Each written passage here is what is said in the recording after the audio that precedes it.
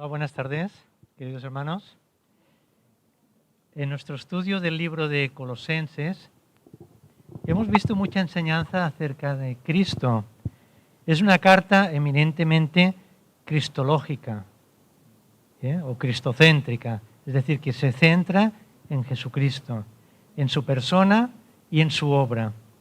Hoy, con la ayuda del Señor, veremos el último capítulo, el capítulo 4, en el que destaca el tema de la oración ligada al testimonio personal. Hablaremos de oración en relación también con el testimonio personal. La oración de verdadera comunicación con Dios está íntimamente relacionada con la conducta práctica, la cual es testimonio y ejemplo de nuestra fe. En esta semana, el martes, nuestro hermano Jorge nos compartía en su devocional acerca de ser ejemplos, ¿verdad? Ser ejemplo a las personas que nos observan, los que nos rodean. Hoy vamos a tocar algo de esto también, pero mayormente sobre la oración. En el cristiano sincero siempre hay un deseo, un anhelo de una vida de victoria sobre el pecado. Pero si no se tiene una vida de comunión con Dios, esto es imposible. Hay que tener una vida de intimidad con el Señor para poder vencer al pecado. Así que en esta tarde vamos a ver, en primer lugar, un llamado a la oración y lo leeremos en Colosenses capítulo 4, del 2 al 4. Dice así: perseverad en la oración, velando en ella con acción de gracias. Este versículo va a ser el bosquejo de nuestra reflexión en esta tarde. Perseverad en la oración, velando en ella con acción de gracias. Orando también al mismo tiempo por nosotros, para que el Señor nos abra puerta para la palabra, a fin de dar a conocer el misterio de Cristo, por el cual también estoy preso. Orando que yo pueda hacerlo claro y que pueda hablar como debo de hablar. Oremos. Señor, te ruego que así como acabamos de leer, tú abras puerta para tu palabra en cada oyente. Y quien habla, es decir, un servidor, que pueda manifestar tu gloria en esta tarde a través de tu palabra, Señor. Que pueda hablar tu evangelio como es debido. Y en su nombre oramos. Amén. Pablo había enfatizado ya la importancia de la palabra de Dios. En Colosenses 3:16 dice: la palabra de Cristo more en abundancia en vosotros, enseñándoos y exhortándoos unos a otros en toda sabiduría. Había enfatizado la palabra. Ahora el apóstol destaca la importancia de la oración, porque la palabra y la oración van juntos, van tomados de la mano. La palabra y la oración van juntos. En la palabra el Señor nos habla a nosotros. En la oración nosotros le hablamos a Él y nos dirigimos a Él. Debe de haber un balance, un equilibrio entre ambos recursos, la palabra y la oración y la palabra. Hoy el tema es la oración y está relacionada también con el testimonio personal. La oración es el medio por el cual podemos obtener para nosotros y para otros la satisfacción o la provisión de las necesidades, tanto físicas como espirituales. También es el arma establecida por Dios para contrarrestar los ataques del diablo y de sus ángeles. Es el medio por el cual confesamos nuestros pecados y es el instrumento por el cual, agradecidos, expresamos nuestra espontánea adoración ante el trono de Dios. En este texto no solo nos exhorta a orar, que es el qué, sino que también nos dice el cómo hacerlo. A veces pecamos un poco, decimos tienes que hacer esto, tienes que hacer aquello, tienes que hacer lo de más allá, pero no explicamos el cómo, ¿no? ¿Cómo tenemos que hacer estas cosas? Aquí en el texto que hemos leído nos dice el qué y el cómo hay que hacerlo. Y aquí nos da 3 pautas en este texto que acabamos de leer, que son perseverando, velando y con gratitud, es decir, con acción de gracias. Vuelvo a leer el versículo 2 de Colosenses 4, ahí lo tenemos. Perseverad en la oración, velando en ella con acción de gracias. Ahí están estos tres elementos. Tenedlos muy en mente porque vamos a estar desenglosándolos, vamos a explicarlos uno por uno y explicando qué significa cada una de estas cosas. Perseverar, velar y la acción de gracias. Vamos a verlas. Perseverar. La primera parte de este verso habla de perseverar en la oración. Pablo nos insta, perseverad en la oración. ¿Qué es perseverar? El diccionario dice que es mantenerse constante, constancia sería un sinónimo de perseverar, constante en el seguimiento de lo que hemos comenzado, en una actitud, mantenerte constante en una actitud o también en una opinión. Es sinónimo de persistencia, de firmeza y de tesón en lo que ya se está haciendo, en lo que ya se está haciendo. Por eso que dice, perseverad en la oración. Pablo da por sentado de que ya están orando. La iglesia de los colosenses está orando, pero ahora les dice, seguid en ello, perseverad en ello. Esta es la idea que observamos en Hechos 1:14, cuando dice, todos estos, refiriéndose a los primeros discípulos de la iglesia primitiva, todos estos perseveraban unánimes en oración y ruego con las mujeres y con María, la madre de Jesús, y con sus hermanos. En Romanos 12:12 dice, gozosos en la esperanza, sufridos en la tribulación, constantes en la oración.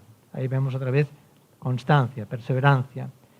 En Efesios 6:18 dice, orando en todo tiempo, todo momento, con toda oración y súplica en el Espíritu, y velando en ello con toda perseverancia y súplica por todos los santos. Fijaos que en este versículo están estos ingredientes, en todo tiempo, perseverancia, velando en ello y con toda perseverancia.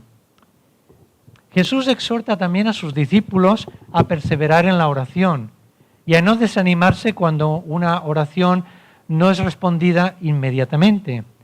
Y les cuenta la famosa parábola de la viuda y el juez injusto que está en Lucas 18, del 1 al 8. Vamos a leerla rápidamente. Dice, y les refería a Jesús una parábola para enseñarles que ellos debían orar en todo tiempo y no desfallecer.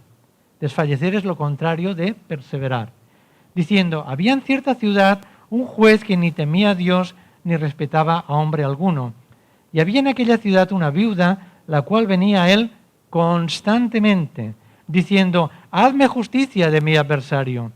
Por algún tiempo el juez no quiso.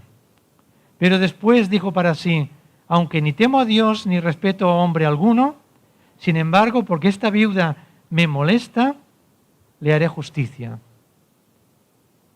No sea que por venir continuamente me agote la paciencia. Y el Señor dijo, escuchad lo que dijo el juez injusto. ¿Y no hará Dios justicia a sus escogidos que claman a Él de día y de noche? ¿Se tardará mucho en responderles? Os digo que pronto les hará justicia. No obstante, cuando el Hijo del Hombre venga, ¿hallará fe en la tierra? Es muy interesante esta parábola, por los ingredientes que contiene de orar en todo tiempo, no desfallecer.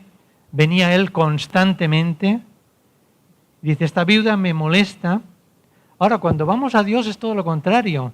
A Dios no le molesta que vayamos de forma persistente, continua. Al contrario, a Él le agrada, a Él le gusta que lo hagamos, que vayamos ante su trono de gracia suplicándole por todas las necesidades que tenemos y por de la demás gente. ¿Somos personas que saben perseverar en la oración? ¿O nos cansamos y tiramos la toalla enseguida? ¿Sabemos lo que es perseverar? ¿O hacemos que empezamos un libro y no lo acabamos nunca? ¿Verdad? ¿Cuántas veces nos ha pasado eso? Hemos empezado un libro y se ha quedado a medias, ¿no? Pues lo mismo con la oración. ¿Somos capaces de perseverar? Bien, vamos a ver el segundo aspecto, velar. Sigue diciendo el apóstol, velando en ella, velando en la oración. ¿Qué es velar? Velar es estar alerta, es tener cuidado, estar despierto. Es todo lo contrario de dormir, es estar despierto, eso es velar. es estar despierto y además mantenerse despierto. Es vigilar, es realizar una guardia para acompañar a un fallecido. Sabéis que antiguamente cuando fallecía alguien, pues normalmente era en las casas y lo ponían en una habitación con varias velas, cirios o velas encendidas, de ahí quizás venga el nombre de velar, por lo de las velas. Es cuidar a alguien que está enfermo o proteger también una propiedad. Habréis oído alguna vez de algún agricultor que le roban la fruta o las patatas y dice, esta noche no me van a robar, y se pasa la noche ahí con la escopeta cargada esperando que vengan los ladrones. Eso es velar por su terreno, por sus frutos, ¿no? Eso es la idea de velar, estar despierto, vigilando. Encontramos un interesante ejemplo de lo que es velar en el tercer viaje misionero del apóstol Pablo. Él pasó 3 años en Éfeso, y cuando ya iba a partir para ir a Jerusalén, sabiendo que ya no volvería a verles más, porque por todas partes le estaban profetizando que en Jerusalén tendría problemas y que iba a morir allí. Entonces, él se reúne con los creyentes efesios y se reunió con los ancianos, es decir, los líderes de la iglesia de Éfeso, en el pueblo de Mileto, que estaba ahí cerquita, unos 5 kilómetros, y les dijo lo siguiente, Hechos 20, del 28 al 31, ¿lo ponemos? Dice así, por tanto, mirad por vosotros y por todo el rebaño en que el Espíritu Santo os ha puesto por obispos. La palabra obispo es un sinónimo de pastor, de anciano, de presbítero, pero da la idea de supervisar. Habéis oído, a veces mencionamos aquí que va a venir el obispo nacional. Es el que supervisa la obra en general. Obispos para apacentar o supervisar la iglesia del Señor, la cual él ganó por su propia sangre. Porque yo sé que después de mi partida, atentos a este dato, después de mi partida, dice Pablo, entrarán en medio de vosotros lobos rapaces que no perdonarán al rebaño. Y de vosotros mismos se levantarán incluso hombres que hablan cosas perversas para arrastrar tras de sí a los discípulos. Este versículo lo he buscado en la versión de la Nueva Traducción Viviente, que dice, incluso algunos hombres de vuestro propio grupo se levantarán y distorsionarán la verdad para poder juntar seguidores. Versículo 31. Por tanto, velad, ahí está la idea, velad, acordándoos que por 3 años, de noche y de día, no he cesado de amonestar con lágrimas a cada uno. El apóstol Pablo, después de haber estado trabajando 3 años entre los efesios, tiene una gran preocupación, tiene que irse a Jerusalén y dejarlos, y él tiene en su corazón y en su espíritu que van a levantarse falsos profetas dentro de la iglesia y que quizá puedan deshacer el trabajo que él ha hecho con tanta ilusión, con tanto esmero durante 3 años y con mucho esfuerzo. Y por eso que dice que no he dejado de amonestaros con lágrimas a cada uno, de noche y de día. Ahí vemos el cuidado paternal de un apóstol que era como un padre para sus discípulos, para sus iglesias, ¿no? La exhortación a velar es permanecer despiertos en la oración. Nos recuerda las palabras del Señor Jesús en el Getsemaní, cuando en Mateo 26, del 40 al 41, les dice a sus discípulos, vino luego a sus discípulos y los halló durmiendo. Y dijo a Pedro, ¿así que no habéis podido velar conmigo 1 hora? En otra versión dice, ni siquiera habéis podido velar, ni tan siquiera 1 hora, estar despiertos. Velad y orad. ¿Para qué? Para que no entréis en tentación. El espíritu a la verdad está dispuesto, pero la carne es débil. ¿Cuántas veces de noche hemos comenzado a orar y nuestro espíritu está muy dispuesto, ¿verdad? Voy a pasar aquí un buen rato delante del Señor, clamando, orando, pero nuestro cuerpo está fatigado por los afanes, por el trabajo del día, la fatiga de una larga jornada de trabajo y los problemas que ha traído ese día. Y por fin el sueño nos vence, la carne es débil. ¿Cuántas veces nos ha pasado, no? Por eso necesitamos esa ayuda, esa suministración del Espíritu. El Espíritu está dispuesto, ¿verdad? Debemos escoger los mejores momentos del día o de la noche para buscar a Dios. Cada uno de nosotros debe saber encontrar cuál es el momento más óptimo para ti y para mí del día para buscarlo. Cada uno debe averiguar en qué franjas horarias se encuentra más lúcido para ello, más despierto. ¿Cuáles son los mejores tiempos de comunión con Dios, contigo y con Dios? ¿Cuáles son tus mejores tiempos? Debes de saberlo y aprovecharlo. El Señor insiste, velad y orad. ¿Para qué? Pues para que no entréis, o para que, mejor dicho, para que no caigáis en tentación, para que no cedáis a la tentación. Observemos que el enemigo de nuestras almas es como un depredador que busca los momentos de nuestra debilidad, porque somos vulnerables. Él lo sabe y nosotros también lo sabemos.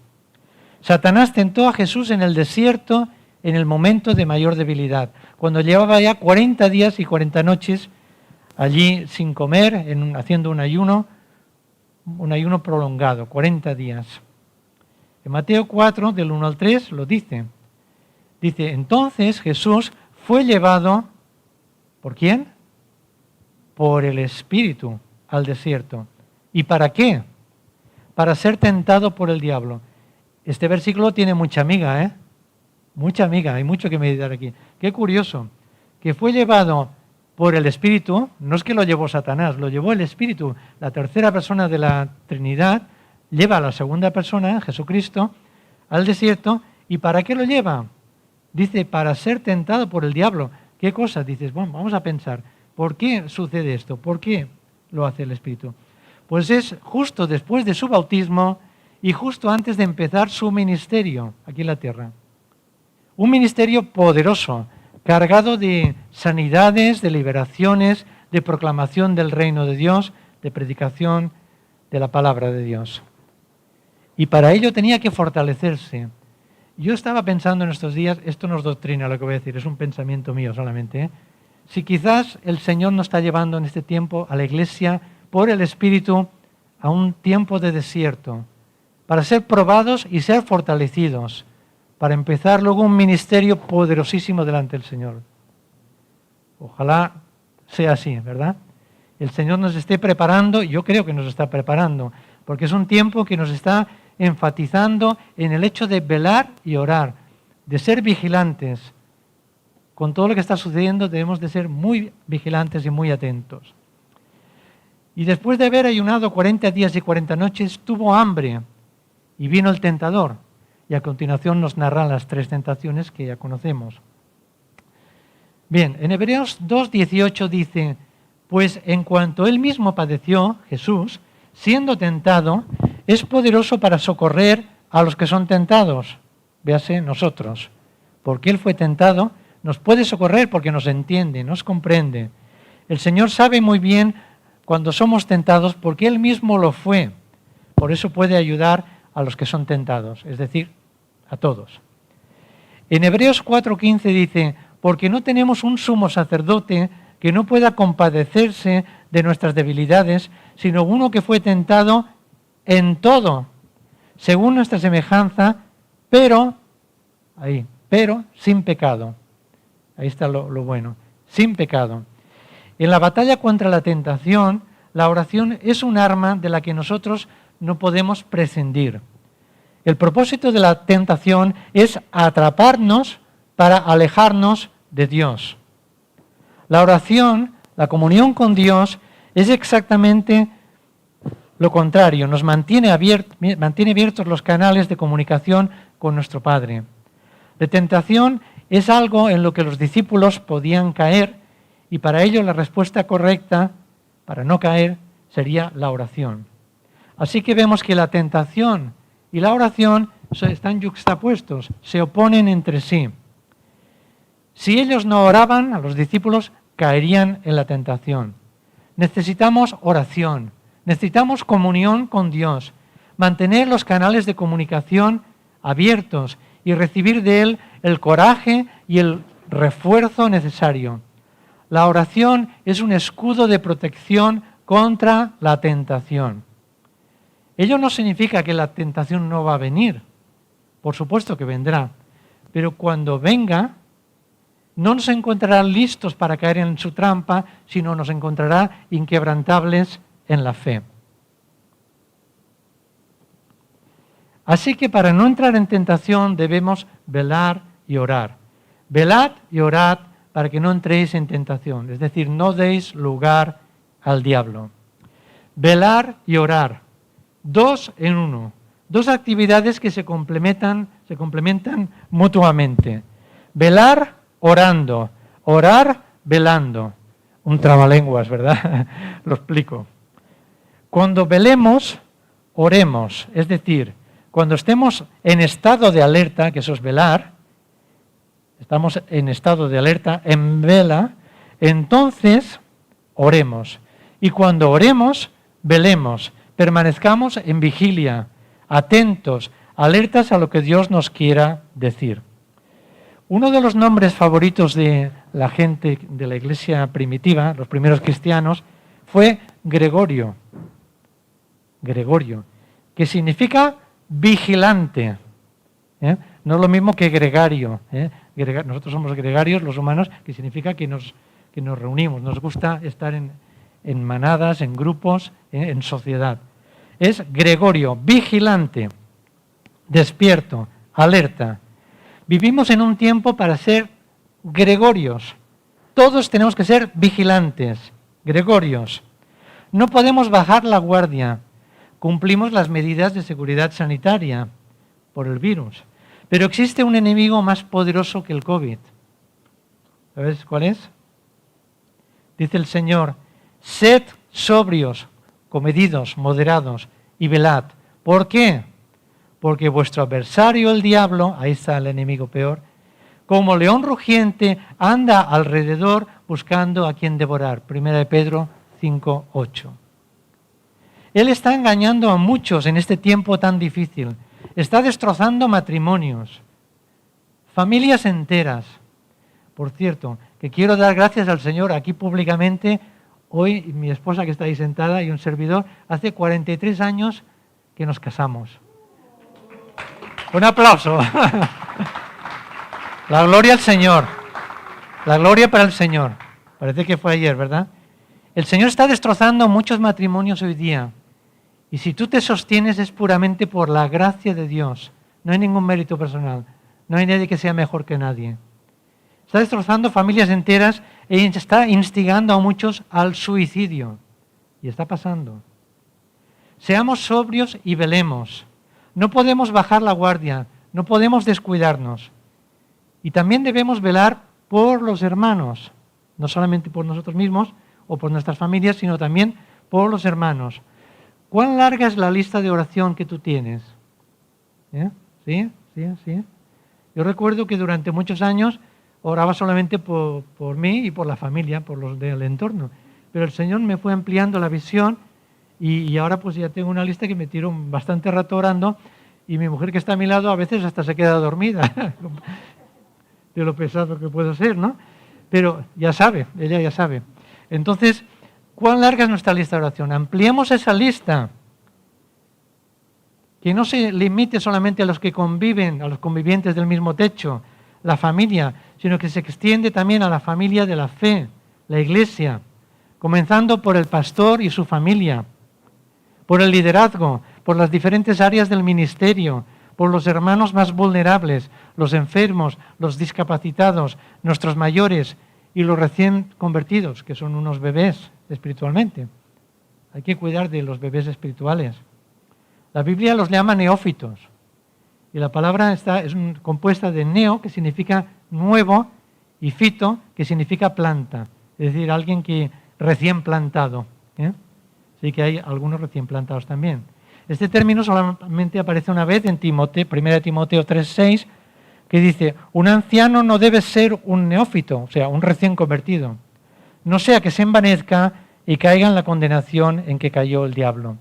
Esto nos da una enseñanza muy interesante de cuidado con los líderes que se ponen en las iglesias.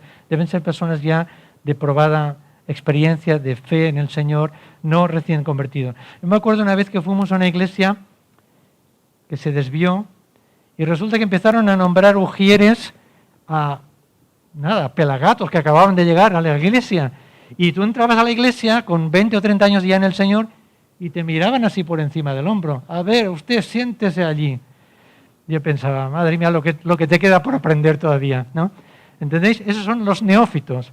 Es peligroso poner a un neófito en un cargo importante. Peligroso porque te puede salir el tiro por la culata. Y eso se sabe, es así. Vayamos de nuevo a Colosenses 4.2. Lo ponemos otra vez, por favor. Colosenses 4.2. Hasta aquí hemos visto lo que es perseverar y velar en la oración. Ahora vamos a la tercera parte de esa frase que dice, bueno, perseverad en la oración, velando en ella. ¿Cómo? Con acción de gracias. Vamos a hablar de esto, de la acción de gracias. ¿Qué es la acción de gracias? Bueno, pues debemos ser agradecidos cuando oramos. Dicen que es de bien nacido ser agradecido. Hay un refrán que dice eso, ¿no? ¿Qué es la acción de gracias? Bueno, pues la acción de gracias es la manifestación de nuestra gratitud a alguien por un favor, un servicio, un trabajo bien hecho. La acción de gracias dentro de la oración es una muestra de agradecimiento a Dios por su favor, sus cuidados y todo el bien que nos hace a cada uno de nosotros. Hay una fiesta típica en Estados Unidos, la sabéis, ¿no? La del pavo, que se celebró ayer. La fiesta del Día de Acción de Gracias, que se celebra en Estados Unidos, en Canadá, en Israel, y cada vez se celebra en más países. Yo estoy convencido de que aquí en España acabaremos comiendo el pavo, porque ya comemos las hamburguesas de McDonald's, del Burger King, la calabaza del Halloween, y yo qué sé más, el baby shower, y muchas más cosas, todo eso, ¿no? Acabaremos comiendo el gran pavo, y toda la familia se reunirá alrededor del pavo. Bueno, esta fiesta tiene una historia un poco larga, pero no la voy a contar, simplemente que se reúnen para ser agradecidos. ¿Y agradecidos a quién? A Dios, ¿no? A Dios. Y estaba leyendo en el periódico un artículo que hablaba de esto, del Día de Acción de Gracias, y como ahora son tan laicos, habían quitado la palabra Dios, la habían quitado por todas partes. Y decía, el Día de Acción de Gracias, pues es el día en que se da gracias. Y yo pensaba, ¿gracias a quién? ¿A quién? ¿No? Porque no querían decirlo, no lo quieren decir. Y entonces cuando tú lo lees en una página cristiana, te lo dirá claramente. El Día de Acción de Gracias se da gracias a Dios por todos sus beneficios, sus favores a lo largo del año. Se celebra el cuarto jueves del mes de noviembre, que fue ayer. Y se suele celebrar en casa del pariente más anciano, más viejo, ¿no? Que suelen ser los abuelos.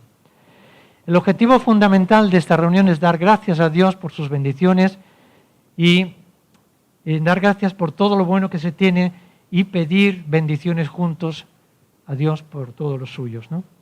En Colosenses 3:15 dice, y la paz de Dios gobierne en vuestros corazones, a la que asimismo fuisteis llamados en un solo cuerpo, y sed agradecidos. Esta es la parte que quería llegar.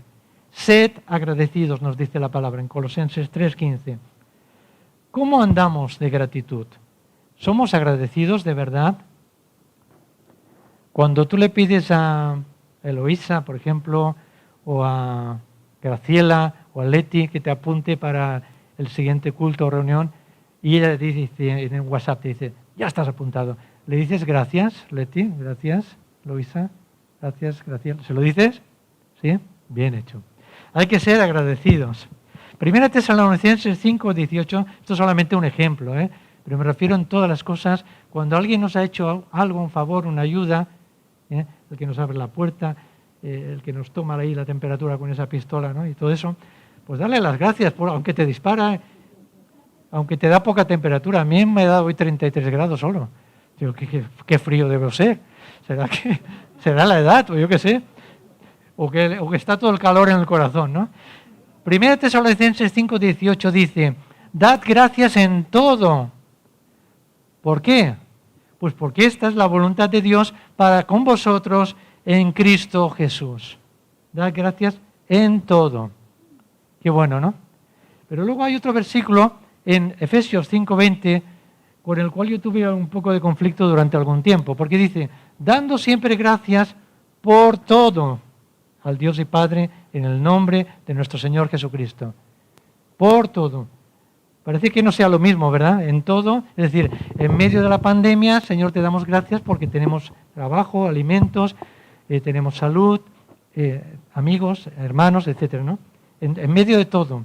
Pero dar gracias por todo ya es un poco más complicado, ¿no? Yo he oído a algún hermano a veces orar: Señor, gracias por la gripe que he pillado. Digo, pues qué masoquista, ¿no? O, gracias porque se me ha quemado la casa. O gracias por lo que sea, ¿no? Porque tiene un accidente en el coche. A mí eso me cuesta entenderlo. Pero un día lo entendí.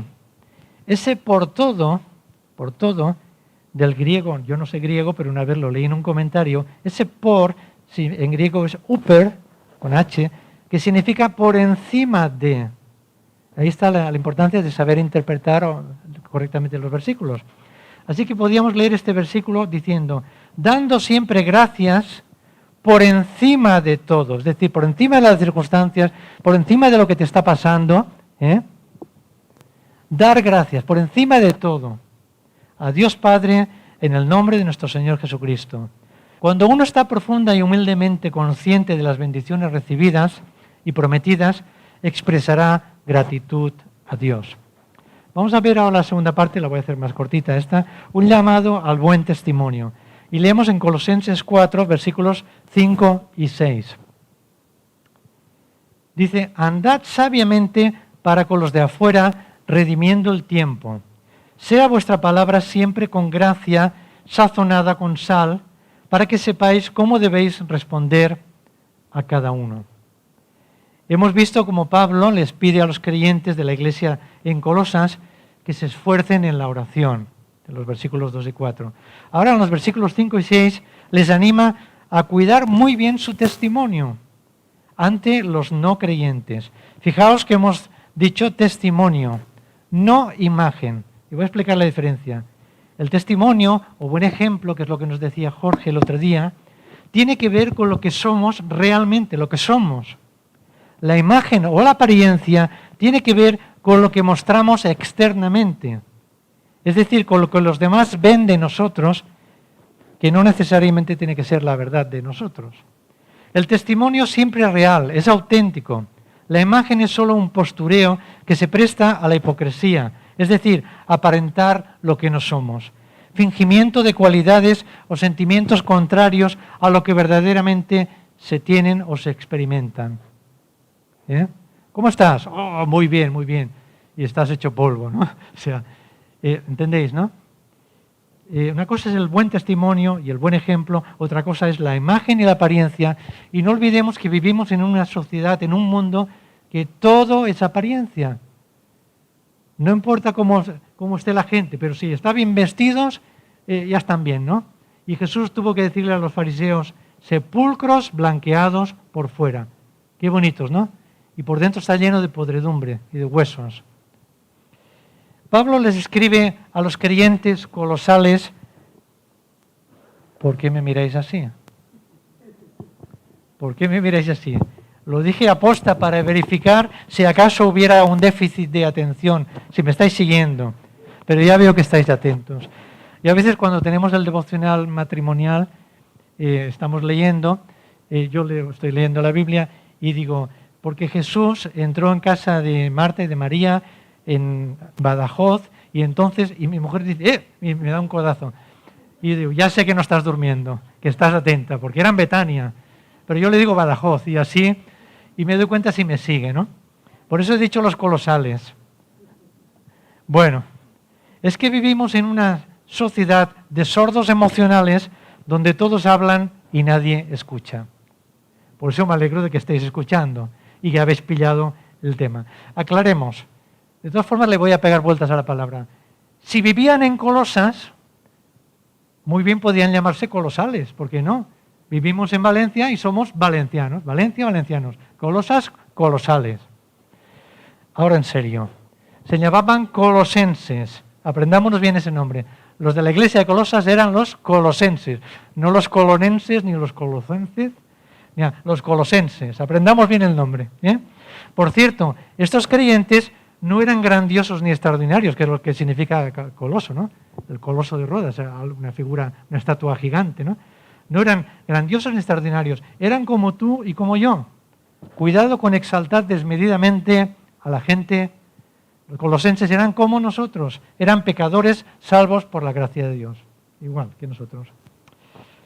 En Colosenses 4:5 dice, andad sabiamente para con los de afuera. Andad, en el lenguaje de Pablo, significa vivid, lo sabéis, ¿no? Es decir, por ejemplo, dice, andad en el Espíritu, está diciendo, vivid en el Espíritu.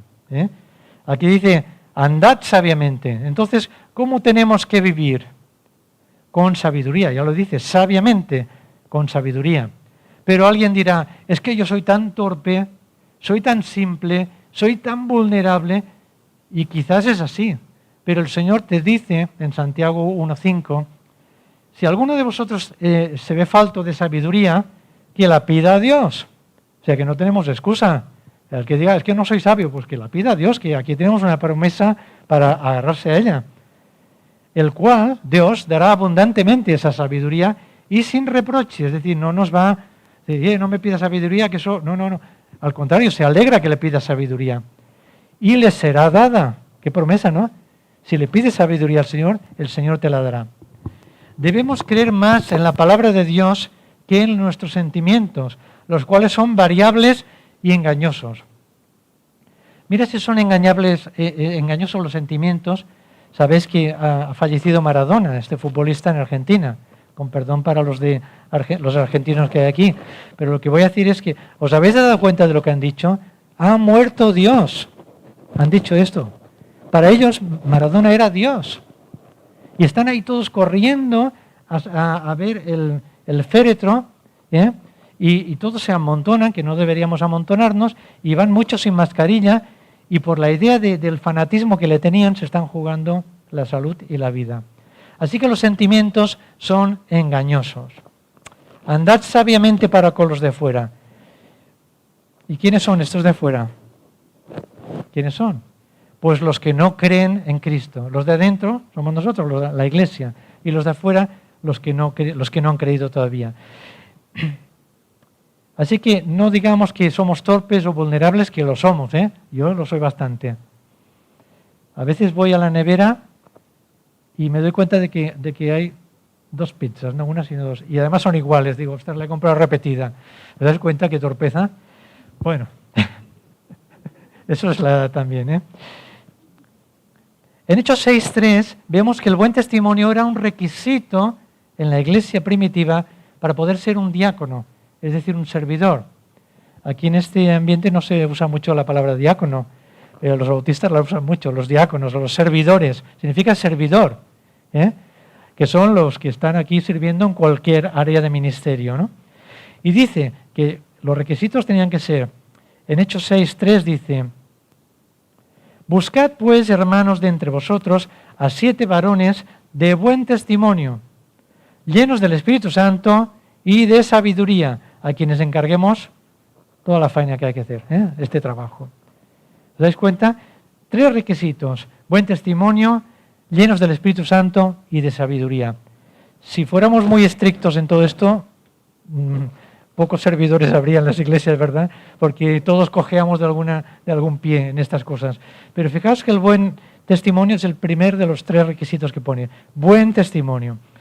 Ahora vamos a ver para los obispos o los supervisores de la obra, pastores y ancianos y presbíteros. También era un requisito para ellos. 1 Timoteo 3:7 dice, también es necesario, hablando de los obispos o supervisores, que tenga buen testimonio de los de afuera, los no creyentes, para que no caiga en descrédito y el lazo del diablo.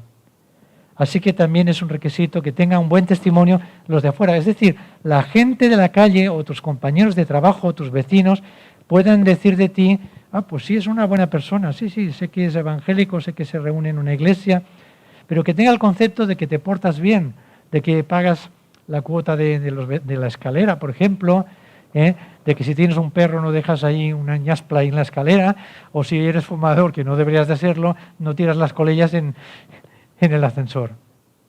El buen testimonio.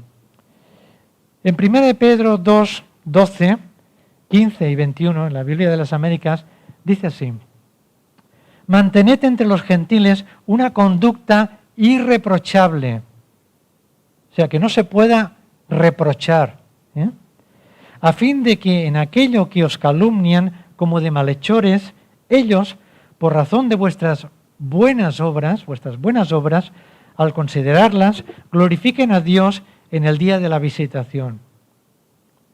A lo mejor no consideran nuestras buenas obras ahora, a lo mejor no las consideran, no, por orgullo no dicen tú eres una buena persona o tú eres una persona distinta, pero fijaos que dice algo interesante aquí, que glorifiquen a Dios, ¿cuándo? En el día de la visitación. En el día del regreso del Señor no van a tener más narices, por decirlo de alguna forma, que reconocer el buen testimonio de los cristianos. Qué pena, lo van a tener que reconocer. Y toda rodilla se doblará, como dice Filipenses 2, y entonces reconocerán que Jesucristo es el Señor. Qué pena que lo tengan que reconocer en ese día, ¿no? Demasiado tarde. Así que si hay alguien que todavía no ha creído en el Señor en esta tarde, te invitamos cariñosamente a que abras tu corazón al Señor. Que la visitación del Señor sea hoy para ti, no tengas que esperar a su segunda venida cuando ya es demasiado tarde. Versículo 15, porque esta es la voluntad de Dios, que haciendo bien, lo subrayado, haciendo buenas obras, teniendo un buen testimonio, hagáis enmudecer, o sea, que tapéis la boca, yo ya le tengo tapada, la ignorancia de los hombres insensatos, que no son sabios, que no tienen sensatez.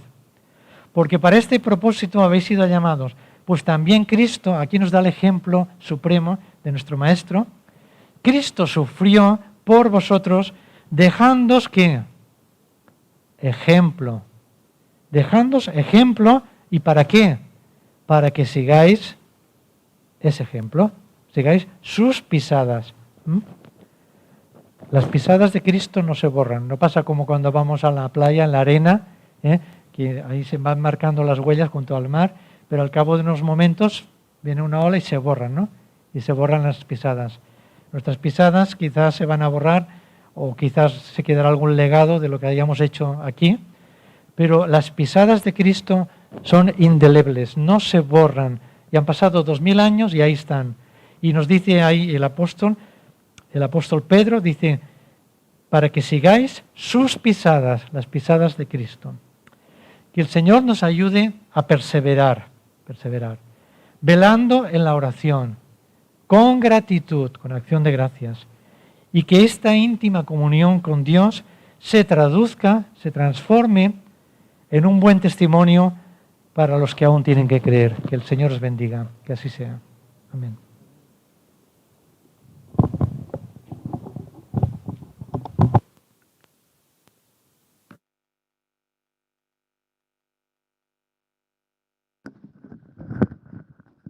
Amén. Hermosa enseñanza, ¿verdad? Pongamos todo esto en práctica, es una bendición. Bueno, mis hermanitos, queridos, nos vemos ¿cuándo? Nos vemos mañana, los hombres, y el domingo nos vemos en las 2 reuniones, que disfrutemos, sigamos ahí en comunión. Amén. Que vayan con bien, cuidado por el camino y sigamos dando el buen testimonio. Amén. Dios les bendiga.